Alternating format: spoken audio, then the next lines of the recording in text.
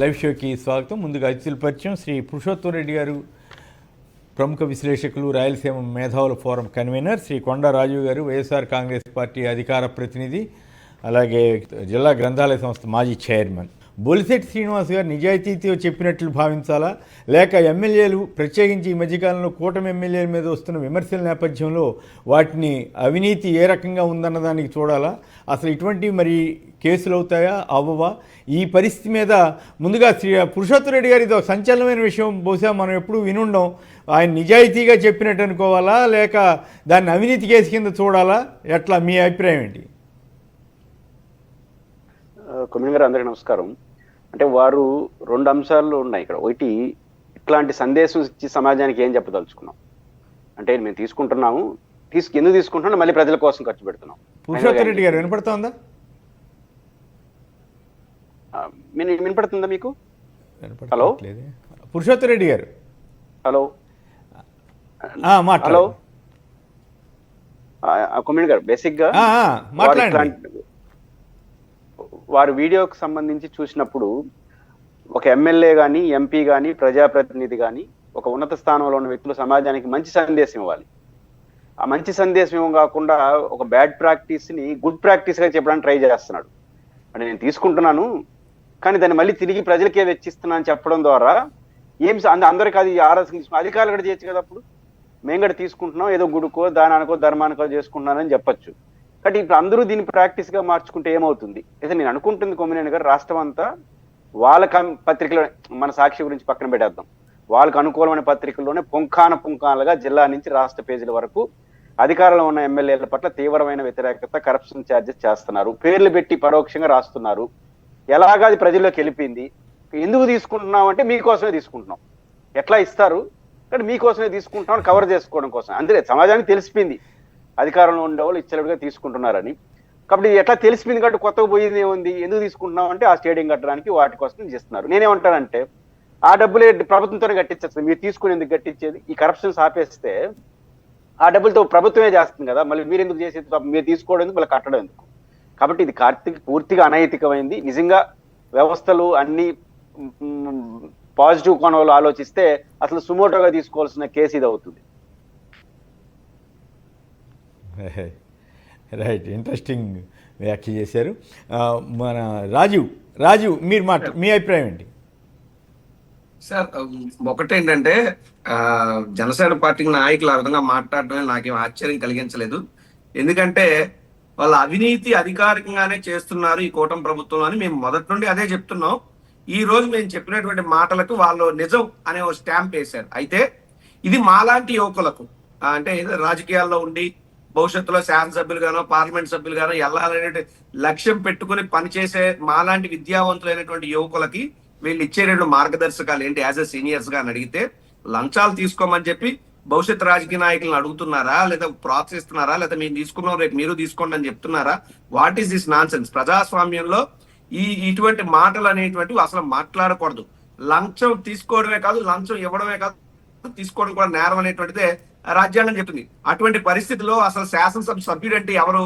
ఆ శాసనసభ నియోజకవర్గ పరిధిలో ఉన్నటువంటి అధికారులందరి మీద కూడా ఆధిపత్యం, ఎవరి కోసం? ప్రజల సమస్యలు పరిష్కరించడం కోసం ఆధిపత్యం ఉండేటటువంటి ఒక అధికారమే శాసనసభ సభ్యుడు. శాసనసభలో శాసనాలు చేయాలి. ఆ నియోజకవర్గ పరిధిలో ఏ అధికారులను తప్పులు చేసినా, అవినీతి చేసినా, మరోటి చేసినా వాళ్ళ మీద కఠినంగా వ్యవహరించాల్సినటువంటి అధికారం కలిగినటువంటి వ్యక్తే. అధికారులతో వ్యాపారస్తులకు పనులు ఉంటాయి కాబట్టి, వాళ్ళ వెంచర్లు వేసుకున్నప్పుడు వాళ్ళకి ఇబ్బందులు కలగకుండా ఉండాలి. కాబట్టి ఎందుకు జెన్యూన్ గా ఎవరైనా వెంచర్ వేసుకుంటే అసలు అధికారులు ఎందుకు ఇబ్బంది పెడతారు అంటే, ఆ ఏసేటటువంటి వెంచర్లో అక్రమాలు ఉన్నాయనే కదా, ఆ ఏసేటటువంటి వెంచర్లో భూ కబ్జాలు ఉన్నాయనే కదా. అంటే భూ కబ్జాలు చేసి పేదల భూములు కొట్టేసో, ఎస్ఐ ల్యాండ్లు కొట్టేసో వెంచర్లు వేసిన అధికారులు నోరు మెదపకుండా ఉండడానికి వీళ్ళు అవినీతితో తాళం వేస్తున్నారు అధికారులకి. దానికి ఎమ్మెల్యేలే అనకూడదు, మధ్యవర్తిత్వం వహిస్తున్నారు అన్నటువంటి అనుమానం కలుగుతుంది. ఖచ్చితంగా ఏదైతే కోర్టు నిన్న ఒక సోషల్ మీడియాకు సంబంధించిన యాక్టివిస్టుల విషయంలో కానీ, మిగతా అక్రమ అరెస్టుల విషయంలో కానీ సిబిఐకి ఎలాగా సుమోటోగా దర్యాప్తు చేయమని చెప్పిందో, ఈ ఎమ్మెల్యే చేసినటువంటి వ్యాఖ్యలను ఆధారంగా చేసుకుని గౌరవ న్యాయస్థానాలు ఈ కేసు సుమోటోగా స్వీకరించి, ఇలాంటి శాసనసభ్యుడు ఒకడే కాదండి, ఈ యొక్క 164 మంది శాసనసభ్యులు కూడా ఇదే రకంగా పచ్చి అవినీతి పరులు, కలెక్షన్ ఏజెంట్లుగా తయారయ్యారు. ప్రజల సొమ్ముని లూటీ చేస్తూ అవినీతి ముసుక్కి నిజాయితీ అనేది తొడిగేస్తున్నారు. అవినీతి లోపల చేస్తూ పైన నిజాయితీ అనే కోటు కప్పుకున్నట్టు వ్యవహరిస్తున్నారు. ఇప్పుడు జనసేన పార్టీ అధినాయకుడు పవన్ కళ్యాణ్ దీనికి సమాధానం చెప్పాలా? నాకు డబ్బులు లేని రాజకీయం, జీరో బడ్జెట్ పాలిటిక్స్, సేవ చేయాలి, ఇటువంటి మాటలు మాట్లాడుతాడు ఆయన. మరి నీ సొంత ఎమ్మెల్యే, నీకు అత్యంత ప్రీతిపాత్రైనటువంటి ఎమ్మెల్యే ఓపెన్ గా బహిరంగంగా చెప్తున్నాడు లంచాలు మేము తీసుకుంటున్నామని. మీకేమన్నా సిగ్గు శరం బాధ్యత ఉంటే మీ యొక్క ఎమ్మెల్యేల మీద ఏ విధమైన చర్యలు తీసుకుంటాడో పవన్ కళ్యాణ్ చెప్పాలి. ఇకపోతే చంద్రబాబు నాయుడు గారు చేతికి వాచి లేదు, ఓ వేలు కొంగరం లేదని చెప్పి నిజాయితీ మాటలు బయట మాట్లాడతాడు. మరి నీ యొక్క కూటమి ప్రభుత్వంలో లంచాలు ఎందుకు ఇస్తున్నారు అంటే అధికారులు కూడా లంచాలు తీసుకుంటున్నారు కాబట్టి వాళ్ళతో మేము మమేకమయ్యి లంచాలు కంచాలు పంచుకుంటూ తింటున్నట్టు ప్రజాస్వామ్యాన్ని కూనీ చేస్తున్నారా మీ కూటమి ప్రభుత్వం? దీని మీద ఖచ్చితంగా చంద్రబాబు నాయుడు సమాధానం చెప్పాలి. వీళ్ళిద్దరూ చెప్పరు, ఎందుకంటే వీళ్ళ ఈ అవినీతికి హెడ్ బాస్ వీళ్ళిద్దరే. కాబట్టే మీ గౌరవ న్యాయస్థానాన్ని మీ ద్వారా అర్థిస్తా ఉన్నాం. దయచేసి ఈ కేసును సుమోటోగా తీసుకుని దీని మీద లోతైనటువంటి విచారణ జరిగితే భారతదేశంలోనే మతిపోయేటటువంటి అతిపెద్ద అవినీతి కుంభకోణం ఆంధ్ర రాష్ట్రంలో జరిగింది. అవన్నీ బయటకు వస్తాయి. రైట్, అది జరుగుతుందని గ్యారంటీ కూడా ఎంతవరకు ఉందో చెప్పలేం. ఇక మరో అంశంలోకి వెళ్తాం. దళిత చైర్మన్కు అవమానం, తీవ్ర రాజ్యాంగ ఉల్లంఘన, విపక్ష సభ్యుల నినాదాలతో దద్దరిల్లిన శాసన మండలి. దళిత యువకులపై బాపట్ల జిల్లాలో సిఐ దాష్టికం అంటూ ఈ దళిత సంబంధించినటువంటి ఇష్యూ అయినా కాకపోయినా కౌన్సిల్ చైర్మన్ని కూడా కావాలని అవమానించినట్లుగా అనిపించడం లేదా? పురుషోత్తం రెడ్డి గారు ఈ రకంగా అవమానించడం ద్వారా కూటమి సర్కారు ఏం సాధిస్తుంది? పైగా పోలీసుల వైఖరి దళితులని వాళ్ళని చూడకుండా కూడా ఈ రకంగా దాష్టికం చేస్తున్నట్లుగా వార్తలు వస్తున్నాయి. కొమ్మినేని గారు ఈ మధ్య కాలంలో శాసన మండలిని ప్రజలు బాగా గమనిస్తున్నారు. కారణం ఏంటంటే బ్యాలెన్స్డ్గా పోతుంది శాసన మండలి. అంటే అసెంబ్లీ పోవట్లేదని నా ఉద్దేశం కాదు. శాసన మండలి చాలా బ్యాలెన్స్డ్గా ఎందుకు పోతుందంటే శాసన మండలి చైర్మన్ గా పనిచేస్తున్న వారు అధికారంలో వైఎస్ఆర్ కాంగ్రెస్ పార్టీ ఉన్నప్పుడు ఎంపికైనటువంటి శాసన మండలి చైర్మన్. నిజానికి ఈరోజు శాసన మండలిలో అప్పర్ హ్యాండ్ వైసీపీది సభ్యులుగా చూసుకున్నప్పుడు. ఆయనేమో వైసీపీ ఉన్నప్పుడు శాసన మండలి చైర్మన్ అయినాడు, మెజారిటీ ఉంది, ఇష్టం వచ్చినట్టు సభని కొంచెం అటు ఇటుగా నడపచ్చు. కానీ ఎక్కడ నడపకుండా అధికార పార్టీ ఒక దృష్టిలో పెట్టుకుని ప్రభుత్వం బాధ్యత కాదు. ఇప్పుడు వాయిదా తీర్మానాలు ఉన్నాయి. శాసన మండలిలో వైఎస్ఆర్ కాంగ్రెస్ పార్టీ ఎన్ని వాయిదా తీర్మానించినా ప్రభుత్వం దానికి చర్చకు సిద్ధంగా లేనప్పుడు దాన్ని తిరస్కరిస్తున్నాడు.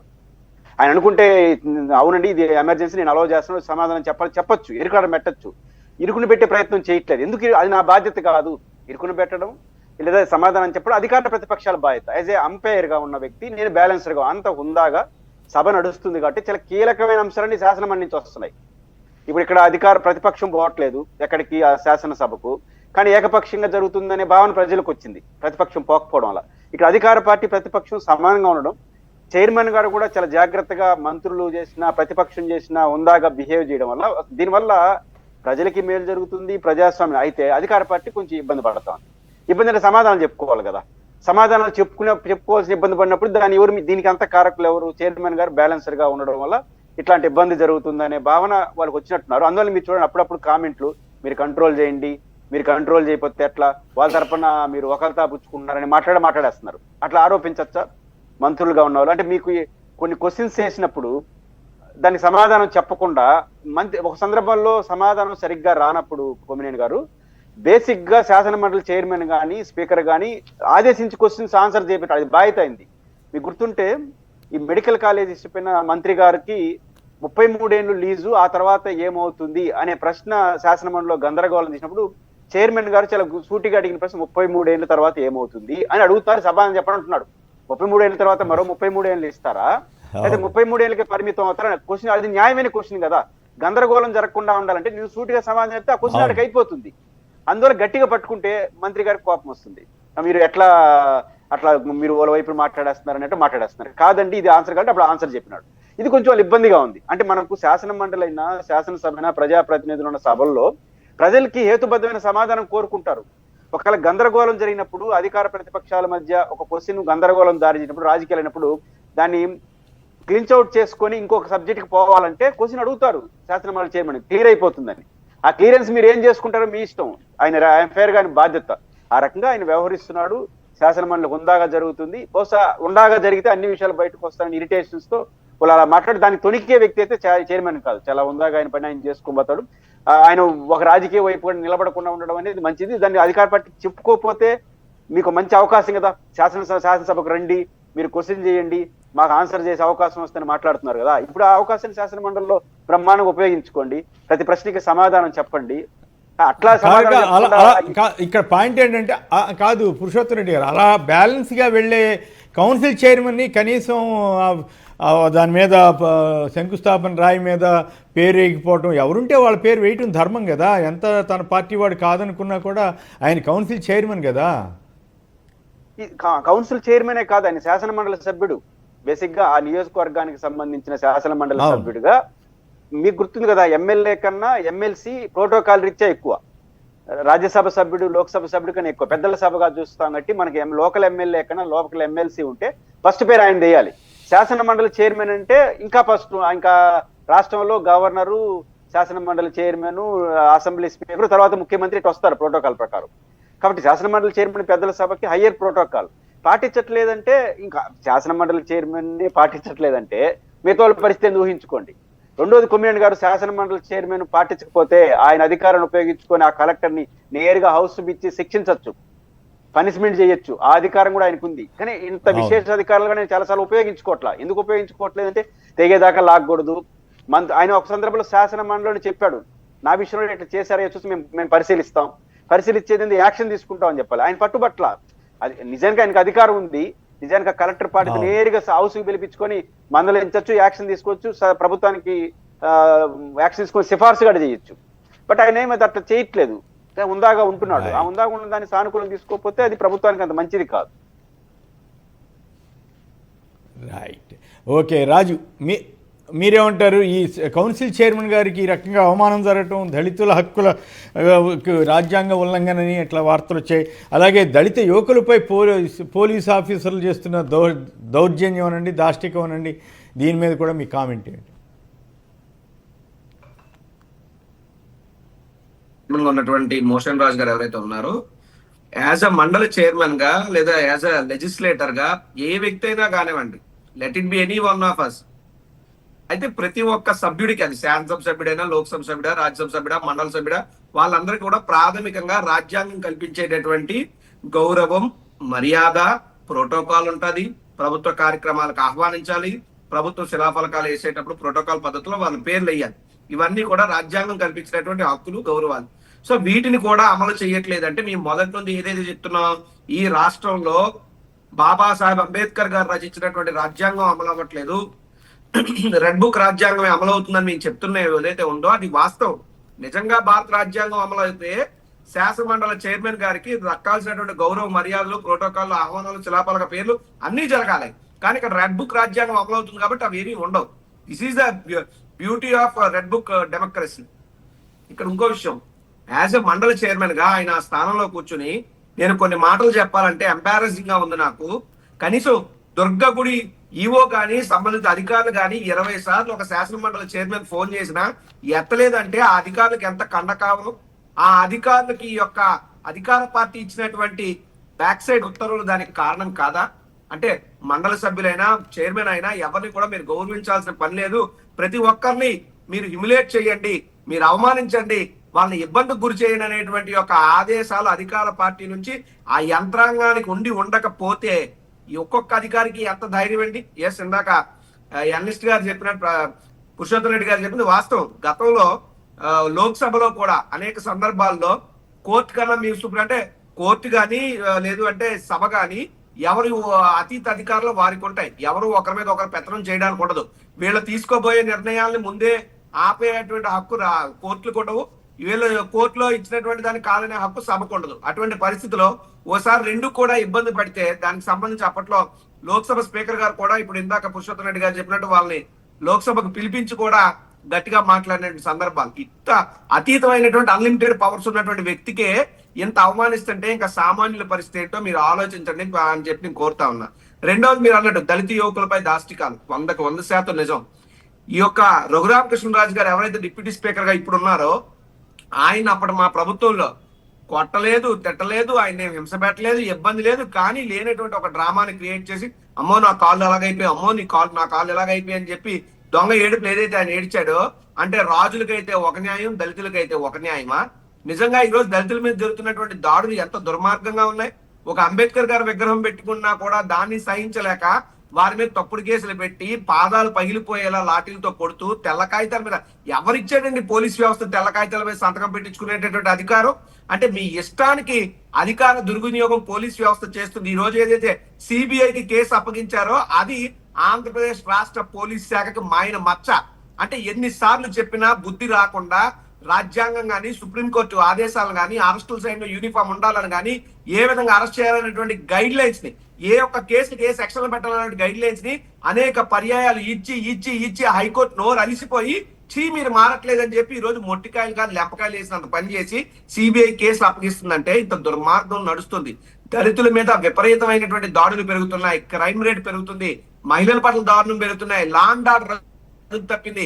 వీళ్ళకి తెలిసినటువంటి రాజ్యాంగం అమలేదని అంటే మళ్ళీ అగైన్ రెడ్ బుక్ రాజ్యాంగం వైఎస్ఆర్సీపీ కార్యకర్తల్ని, నోరిపినటువంటి సోషల్ మీడియా యాక్టివిస్టుల్ని వాళ్ళు ఇబ్బందులు గురి చేయడం. ఇంకొక మాట ఇక్కడ చెప్తున్నాను సార్, అంటే మా ప్రాంతం కాబట్టి ఆంధ్ర యూనివర్సిటీలో నిన్న కాక మొన్న 100 ఏళ్ళు అని చెప్పి ఫంక్షన్లు చేసుకుని గొప్పలు చెప్పుకున్నటువంటి వ్యక్తులు వీసీ బంగ్లా ఆధునీకరణకు 64 లక్షల రూపాయలు ఖర్చు పెట్టినటువంటి కూటమి ప్రభుత్వం విద్యార్థులందరికీ అందుబాటులో ఉన్నటువంటి డిస్పెన్సరీ ఏదైతే అందుబాటులో ఉండాలో దానికోసం 1 లక్ష రూపాయలు ఖర్చు పెట్టలేకపోయింది సార్. కరోనా సమయంలో కూడా ఆక్సిజన్ అందించినటువంటి మా ప్రభుత్వం ఎక్కడ? ఇప్పుడు మామూలు కాలంలో కూడా విద్యార్థికి సమయానికి ఆక్సిజన్ అందక చనిపోయినటువంటి బిఈడి విద్యార్థి ఉన్నాడంటే విద్యార్థులందరూ వీసీ భవనంలోకి, వీసీ ఉన్నటువంటి రూమ్ లోకే విద్యార్థులు ప్రజా ఉద్యమంగా దూసుకెళ్ళినటువంటి పరిస్థితులు ఎక్కడ? అంటే from top to the bottom ఎక్కడా కూడా వ్యవస్థలా లేదు. వ్యవస్థ అంతా కూడా అస్తవ్యస్తంగానే ఉంది. ఎవరైనా అయితే మీరు ఈ అంశం రాజీవ్ గారు మీరు ఈ అంశం ప్రస్తావించారు కాబట్టి ఒక ఇంట్రెస్టింగ్ కామెంట్ ఏమంటే, స్వార్థంతో యూనివర్సిటీలో గొడవలు సృష్టించవద్దు, మారకపోతే కఠిన చర్యలు తీసుకుంటాం, ఏయూ ఘటనపై స్పందించిన మంత్రి లోకేష్ అట. మరి దేని మీద ఏమంటారు? మీరు స్వార్థంతో చేశారా వాళ్ళు ఎట్లా? మరి గతంలో ఆయనే రౌడీ షీట్గా ఉన్న ఒక అతని మీద ఎన్ని కేసులు పెట్టించుకుంటే అంత పెద్ద పదవులు ఇస్తారని చెప్పారు. ఇప్పుడేమో స్వార్థంతో గొడవలు సృష్టించవద్దని సలహా ఇస్తారు. ఇది మంచి పాయింటే, కానీ మరి రాజకీయ నాయకులందరూ ఒకే స్టాండర్డ్ మెయింటైన్ చేయాలిగా అన్ని సందర్భాలు. ఇప్పుడు ఒక మాట చెప్తాను, అంటే ఇప్పటి వరకు దాన్ని ఎవరు పట్టించుకోలేదు. ఇప్పుడు మిమ్మల్ని కూడా నేను సాక్షి మీడియా కూడా కోరుతా ఉన్నా, ఆంధ్ర యూనివర్సిటీకి మెయిన్ గేట్ ఉంటది, ఇన్ గేట్ ఒకటి, అవుట్ గేట్ ఒకటితో పాటు మెయిన్ గేట్ ఒకటి ఉంటది. నేను యూనివర్సిటీలో చదువుకున్న విద్యార్థులు కాబట్టి నాకు తెలుసు. మెయిన్ గేట్ ద్వారానికి సెంటర్ లో ఎప్పుడు ఏ రాజకీయ నాయకుల ఫోటోలు కానీ ఎక్కడ ఉండేవేం కాదు. లోపల విగ్రహాలు ఉంటాయి, అది వేరు. కానీ మెయిన్ గేట్ సెంటర్ లోనే ఎంత విద్యాశాఖ మంత్రి అయితే మాత్రం నారా లోకేష్ ఫోటో, ఒక సీఎం ఫోటో ఎలా తగిలిస్తారో, ఒక గవర్నర్ ఫోటో ఎలా తగిలిస్తారో, అలాగే మెయిన్ గేట్ సెంటర్ కి ఒక గ్లాస్ వెనకాదు నారా లోకేష్ ఫోటో పెట్టుకున్నారంటే వీళ్ళు ఎంత ప్రచార యావా పిచ్చితో ఉన్నారు, అధికార దుర్వినియోగం ఏ స్థాయిలో జరుగుతుందన్నది అదొక ఎగ్జాంపుల్. రెండోది, అంటే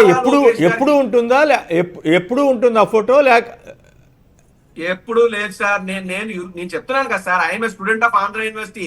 ఈ రోజు కాదు ప్రస్తుతం చంద్రబాబు గారి ఫోటో అన్నారు, లోకేష్ గారి ఫోటో అన్నారు. ఏదైనా కార్యక్రమం జరిగినప్పుడు ఉంటుందా, లేకపోతే మీరు చెప్తున్నట్లుగా ఈ సంవత్సరంన్నర నుంచో లేకపోతే ఒక కంటిన్యూస్గా ఉంటుందా అన్నది నా ప్రశ్న.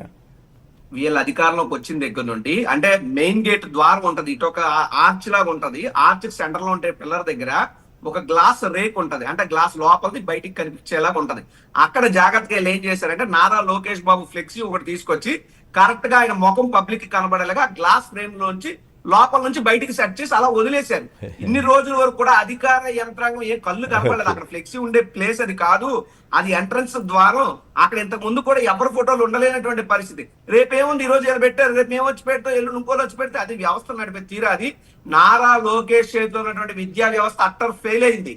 ఈయన ఏదైతే చెప్తున్నాడో స్వార్థం కోసం అని చెప్పి, సార్ స్వార్థం కోసం అయితే ప్రాణాలు పోతాయా సార్ విద్యార్థి? ఆ పోయినటువంటి విద్యార్థి ప్రాణాలకు ఎవరు బాధ్యత తీసుకుంటారు? నారా లోకేష్ బాధ్యత తీసుకుంటారా?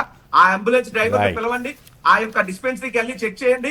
నిజంగా అక్కడ జరిగినటువంటి ఉద్యమంలో స్వార్థం ఉంటే ఎందుకు కమిటీని వేశారు? 3 నిపుణులతో కమిటీలు వేసి ఖచ్చితంగా దసరా అయ్యే లోపు, దసరా సెలవులు అయ్యి మళ్ళీ తిరిగి వచ్చే లోపు ఖచ్చితంగా పిల్లల విద్యార్థుల ద్వారా డిమాండ్ అన్ని నెరవేరుస్తామని ఎందుకు చెప్పారు? మొమ్మాటికి it's a failure of Nara Lokesh.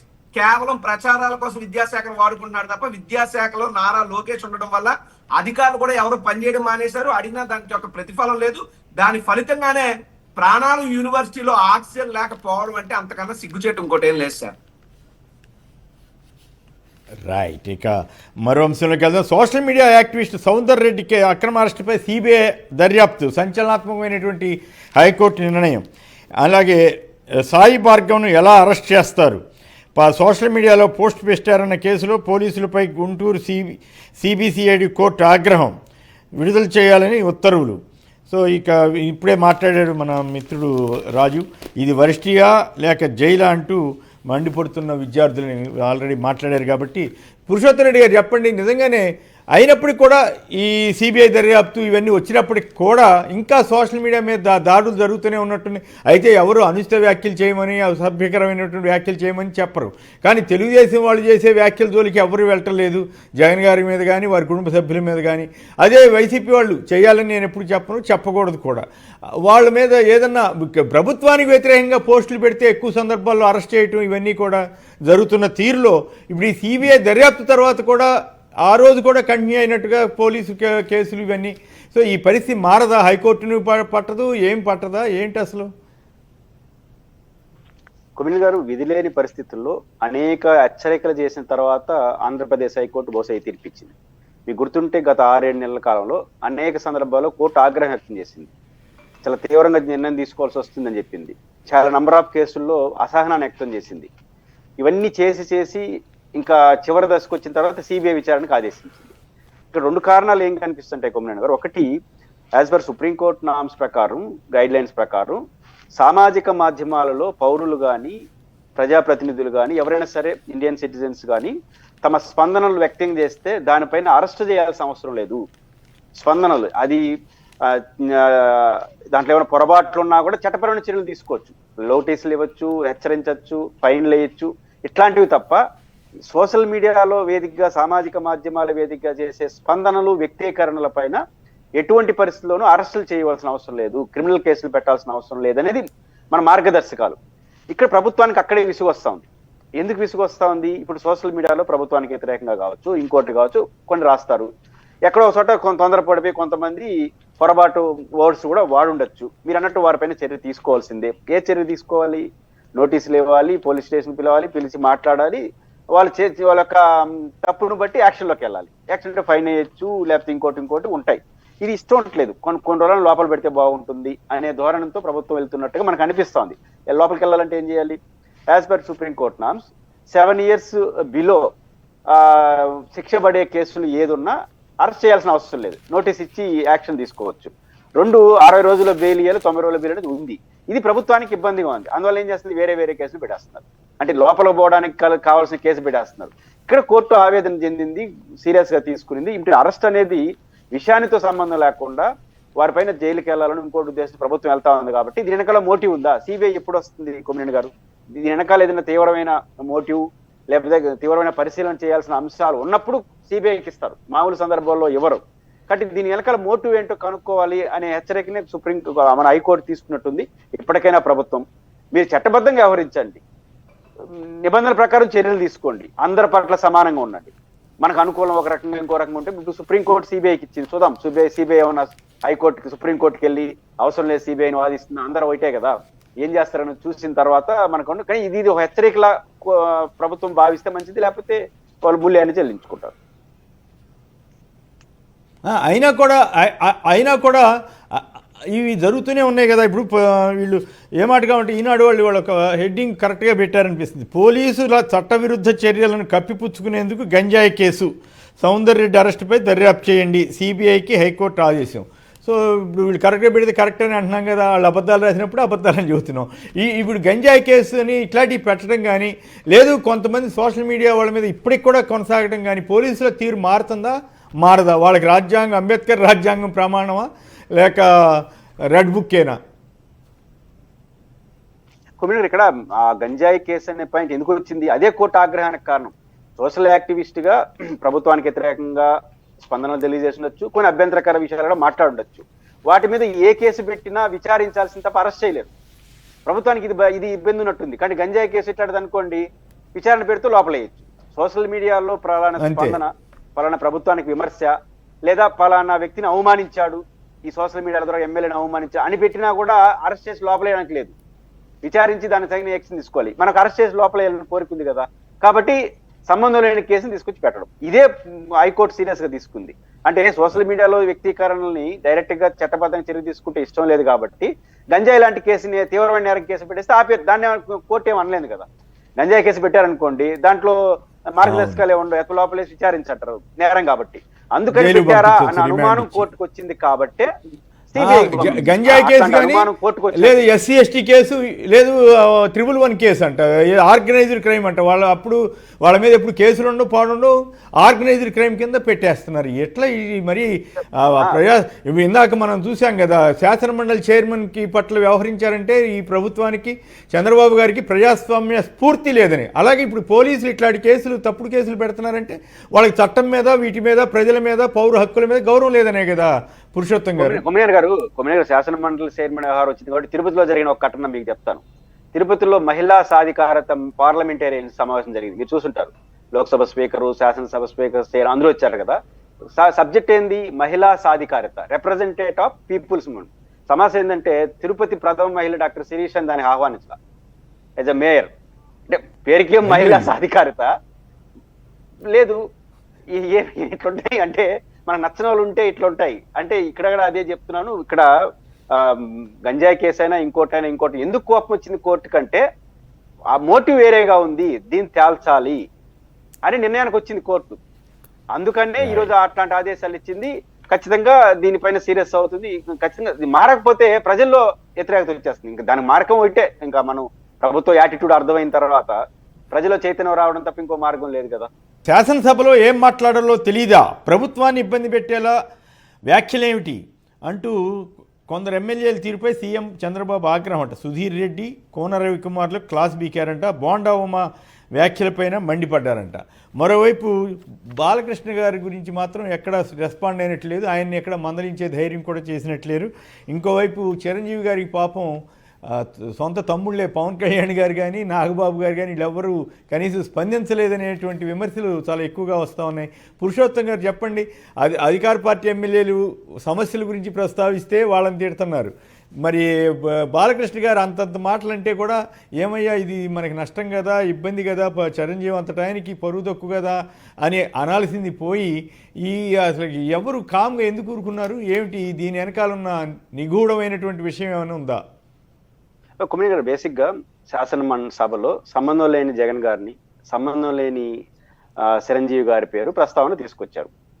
Jagan గారి పట్ల పరుసు పదజాలాన్ని వాడారు, చిరంజీవి గారిని అవమానించే పద్ధతిలో మాట్లాడారు. పదాలు ఏమైనా కావచ్చు. బాలకృష్ణ గారు మాట్లాడారు. ఇప్పుడు మీరు ప్రస్తావిస్తున్న అంశం, కొంతమంది తెలుగుదేశం పార్టీ ఎమ్మెల్యేలు ఇట్లాంటి ప్రశ్నలు వేసి ప్రభుత్వాన్ని ఇరుకుని పెడితే ఎట్లా అనేది, దాంట్లో నైతికంగా కరెక్ట్ కాకపోవచ్చు కానీ రాజకీయంగా కరెక్టే. ఎందుకంటే వాళ్ళ పార్టీని ఇరుకుని పెట్టే ప్రశ్నలు ఎందుకు అయినారు అన్నారు. ఇప్పుడు చిరంజీవి గారు ఎవరిని ఇబ్బంది పెట్టాడు?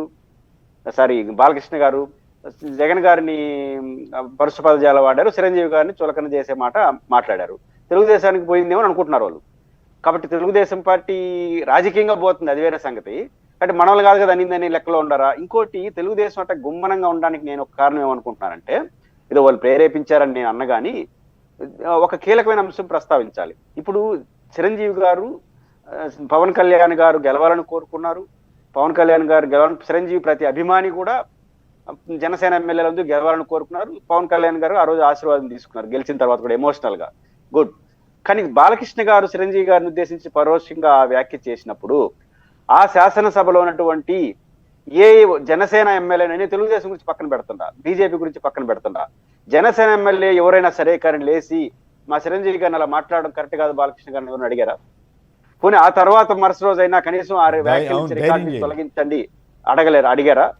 అంటే సొంత పార్టీ, జనసేన చిరంజీవి గారి పార్టీ టెక్నికల్ గా కాకపోవచ్చు కానీ సొంత పార్టీ ఎమ్మెల్యేలుగా భావించాలి కదా. వాళ్ళే స్పందించినప్పుడు తెలుగుదేశం పార్టీ ఎందుకు స్పందిస్తుంది? కాబట్టి జనసేనకు సంబంధించిన ఒక్కరంటే ఒక్కరు కూడా స్పందించలేదు. వాళ్ళు ఎందుకు స్పందించలేదని ఈ రోజు అర్థమవుతుంది మనకు. పవన్ కళ్యాణ్ ఇంతవరకు స్పందించలేదు. సమస్య ఏంటంటే, జగన్మోహన్ రెడ్డి గారు అత్యంత గౌరవించి ఇంటికి పిలిచి భోజనం పెట్టి ప్రేమించారని ఇన్ని రోజులు అబద్ధం అంటున్నారు. ఈరోజు చిరంజీవి గారి మాటలతో నిజమైంది కదా.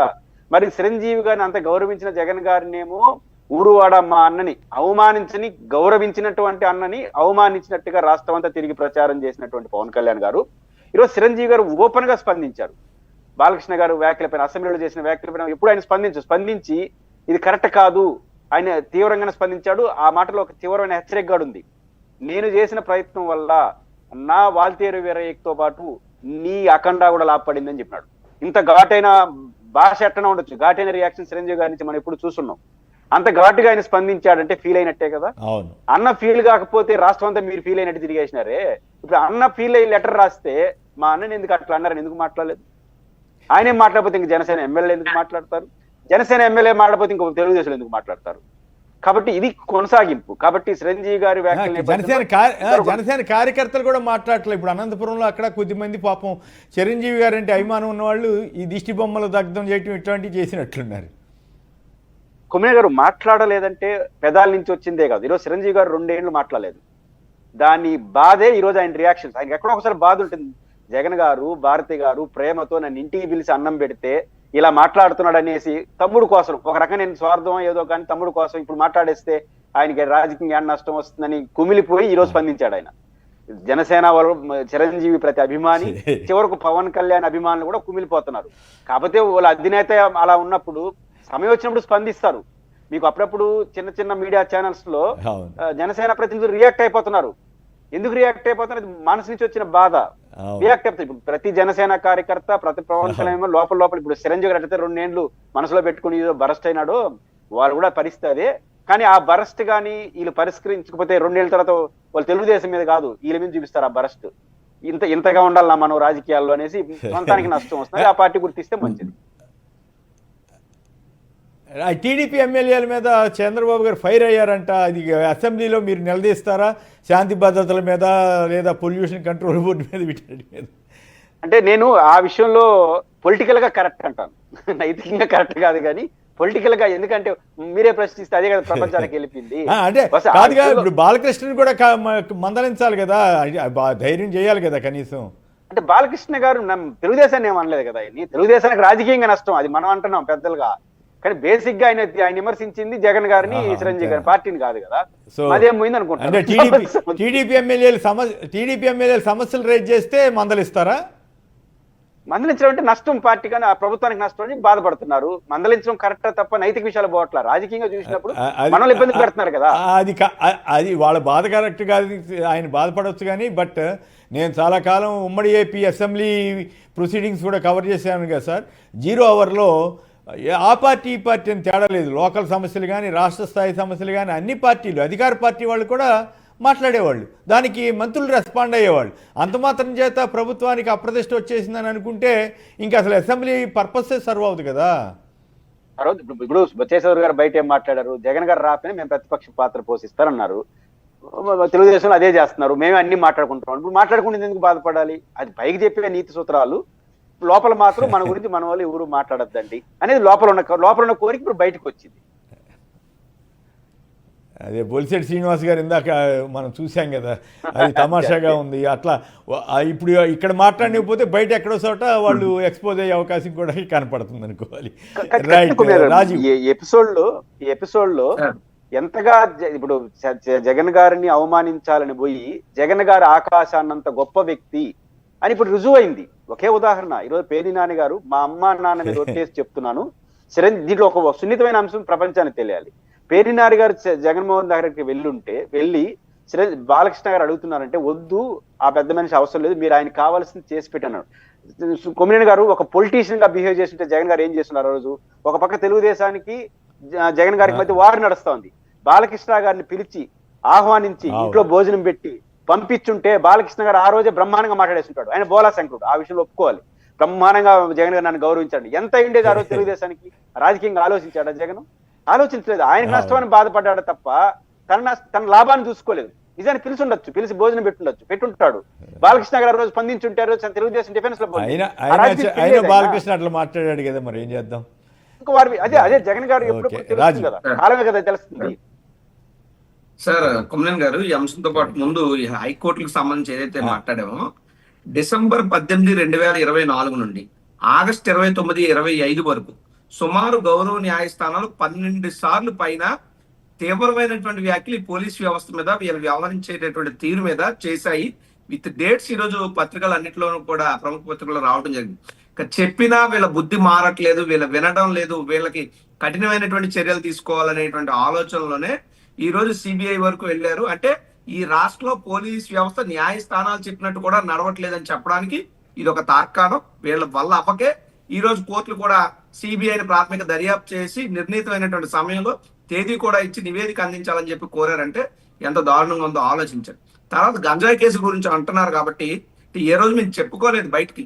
నేను సుమారు ఒక 6-7 ఏళ్ళు విశాఖపట్నం యోజన విభాగం అధ్యక్షుడిగా పనిచేస్తే, అంటే కూటమి ప్రభుత్వం ఇప్పుడే కాదు సార్, ఇప్పుడు కొంత మీడియా సోషల్ మీడియా బాగా వీళ్ళు చేస్తున్నటువంటి అంశాల మీద ఫోకస్ లోకి వెళ్తుంది కాబట్టి ఇప్పుడు వస్తున్నాయి.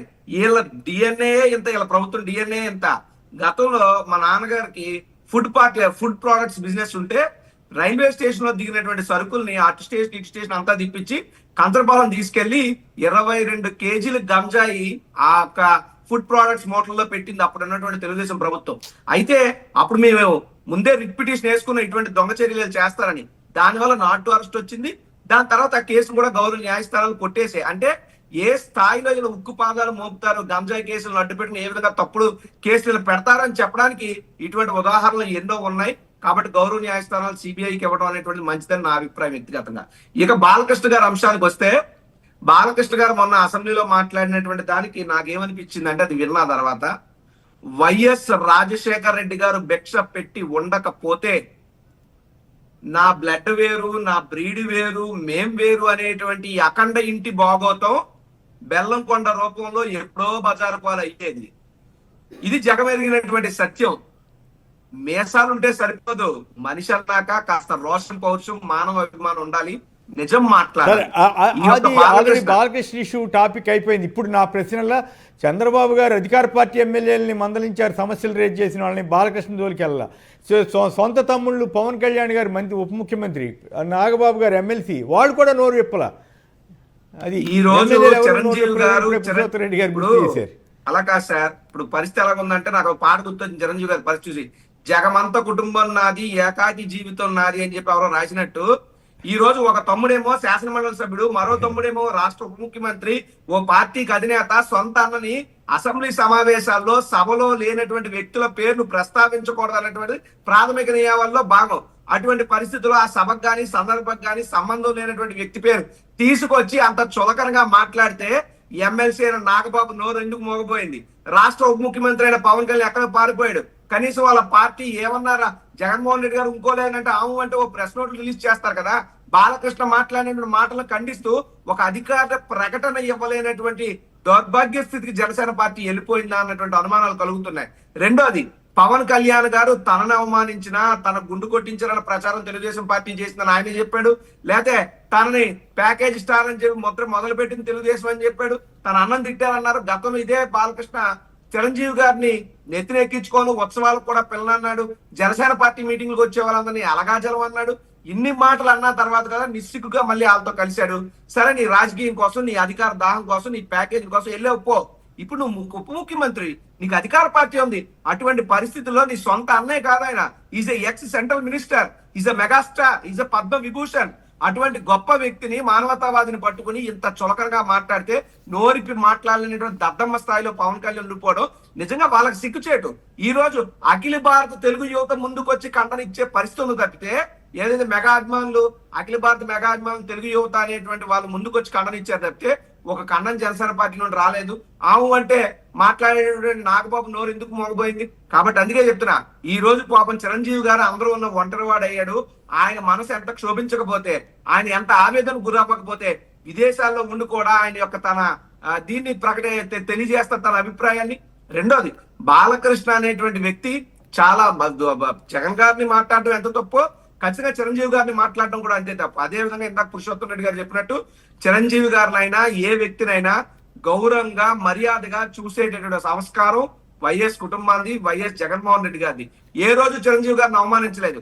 నమస్కారానికి ప్రతి నమస్కారం సంస్కారంగానే వారు సాగారు. కానీ లేనటువంటి ఒక ముద్రని, లేనటువంటి ఒక బురదని వైఎస్ఆర్ కాంగ్రెస్ పార్టీకి, జగన్మోహన్ రెడ్డి గారికి పూసే ప్రయత్నం చేస్తూ తద్వారా ఓట్లు లబ్ధి చెందారు. నిజంగా గౌరవించిన వాళ్ళేమో అవమానించారన్నారు, నిజంగా అవమానించిన వాళ్ళ దగ్గరేమో కనీసం నోరిప్పి మాట్లాడలేనటువంటి పరిస్థితిలో దిగజారిపోయారు. రైట్. అంటే రఫా అనే ఒక పోస్టర్ పెడితేనే పెద్ద గందరగోళం చేసేసారు. ఇప్పుడు చివరికి చిరంజీవి గారిని అసెంబ్లీలో అవమానిస్తే కూడా పాపం పవన్ కళ్యాణ్ గారు మాట్లాడలేకపోవడం. ఇది ఇది ఇది అంటే బహిరంగంగానే అందరూ అనుకుంటున్నటువంటి మాటే. జాతి గౌరవాన్ని కూడా తెలుగుదేశం పార్టీ వాళ్ళ దగ్గర తాకట్టు పెట్టేసాడు పవన్ కళ్యాణ్ మాట్లాడుకుంటున్నారు. ఇది ఓపెనే. ఏమి పవన్ కళ్యాణ్ వచ్చి మీకు ప్రాంతీయ భావన ఎలాగా లేదు, కనీసం కుల భావన తెచ్చుకోండి, చిరంజీవి గారికి ఏమి గౌరవం దక్కుద్దిలేండి. కానీ అదే అంటున్నాను సార్, కుల భావన తెచ్చుకోండి అడిగిన మనిషి ఆ కాపు జాతిలో ఒక ఆణిముత్యం లాంటి చిరంజీవి గారిని అవమానిస్తే ఈ రోజు కాపుల పరవంతా తీసుకెళ్లి చంద్రబాబు నాయుడు దగ్గర బాలకృష్ణ కాళ్ళ దగ్గర తాకట్టు పెట్టే పరిస్థితుల్లో పవన్ కళ్యాణ్ ఉంటే కాపు జాతి ద్రోహిగా పవన్ కళ్యాణ్ మిగిలిపోతాడు. సొంత అన్నకి ఎలాగా న్యాయం చేయబడి జాతికి కూడా ద్రోహిగానే మిగులుతున్నాడు పవన్ కళ్యాణ్. రైట్. ఇప్పుడు కులం జోలికి ఎందుకులే కానీ రైట్. 15 నెలల్లో 4.7 లక్షల ఉద్యోగాలు వచ్చేసాయి.